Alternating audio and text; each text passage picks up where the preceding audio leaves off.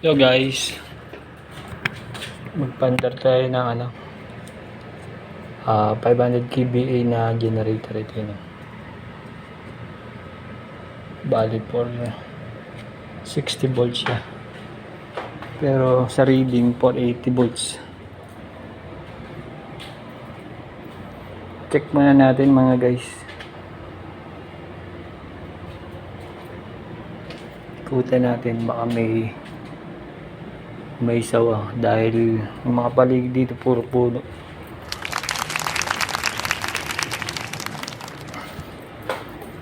Check na rin natin tong dipstick.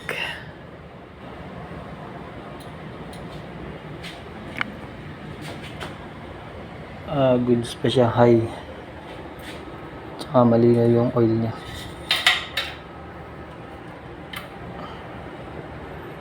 Ganito lang ako mag-run test every week.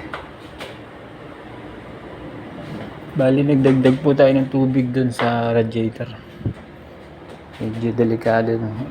Observation pa rin yun. Kasi nagbabawas siya. Bali guys, ito yung diesel. May motor siya para hindi kami nahirapan yan. Tututok mo lang dito. Ito. Tapos on natin. Check natin voltahe.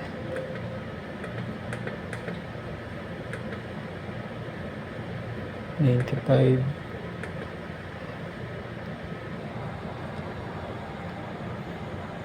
Mababa siya, 20 volts. Pero tumataas yan. Yung hertz niya 00, pero normal naman yan. Kasi hindi siya binabasa, hindi niya binabasa yung ano.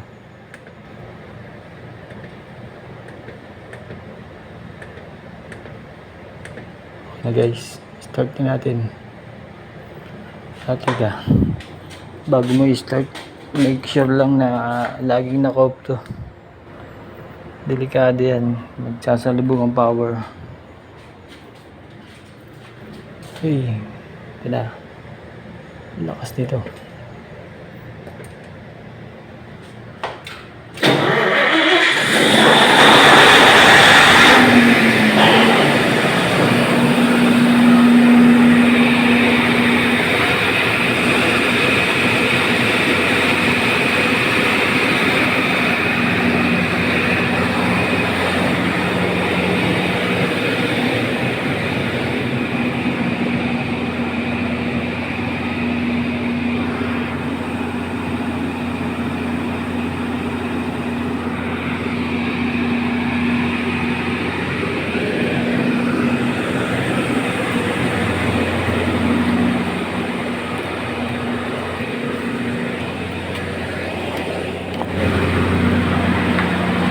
Guys, nasa kabilang room tayo. Ito yung mga electrical breaker.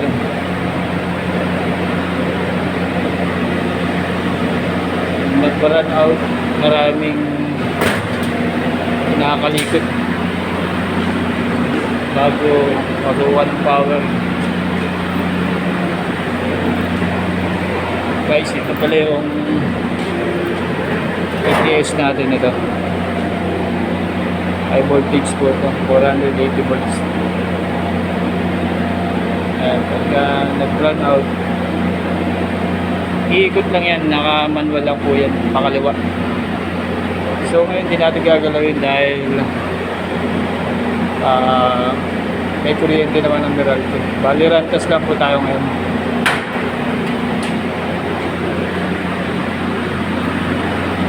Yung mga high voltage, mga transformer. Dito nadadaan ng kuryente bago bumaba. Mamaya na guys, bye bye. Punta na natin generator. Papatayin na natin. Medyo malawak pala dito guys. Yung 500 kb, ito yung mga sinusupply, no? Ito mga nabibidyoan ko. Ayan, lahat yan, paikot. Yan.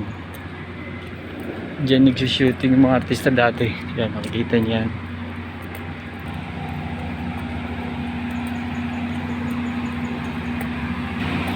Isa rin to guys. Yan, sinusupplian din yan. Yan, mga yan. Lahat ng building yan na nasa video. Sinusupplian ng generator yan.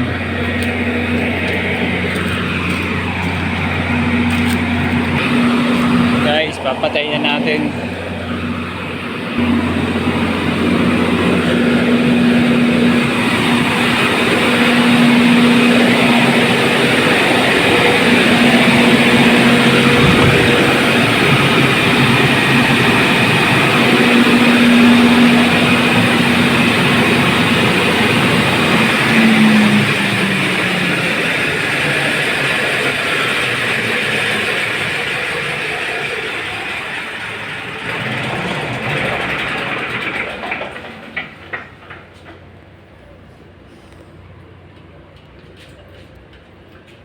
Lang guys, dalag na lang natin dito. Good running siya, pero observation natin yung radiator, nagbabawas siya. Medyo delikado siya pag nagbabawas ng tubig. Ganito lang guys, bye bye.